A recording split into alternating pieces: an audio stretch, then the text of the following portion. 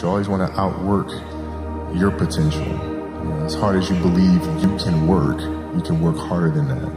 And that's what I tried to do when I first came in the league. But basketball is such a direct competition sport.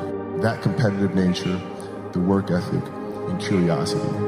Because I asked a lot of questions. I would always sit down and just ask questions about certain games that I studied growing up. What actually happened there? What did you feel there? Why?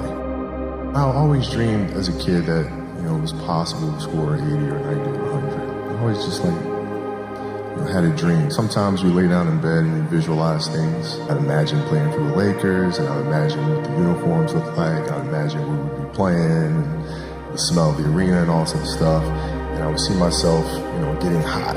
So you just keep dreaming and dreaming and dreaming, and before I go to sleep, I'm like at 120 points, And so when you grow up, downloading that into your brain over and over and over, and then, that summer, I made 1,000 shots a day. 1,000. They weren't just shots. It were shots that you saw in that game. They were specific shots. It was coming out of the corner, going to the pinch post, footwork in the post, coming off the screen. It was very specific.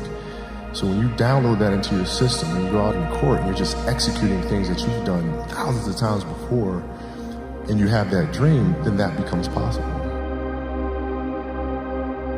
Rudy was one of my favorite films growing up. After watching that film, I come to understand if I could work that hard every day, being blessed with the physical tools that I have, what would my career be?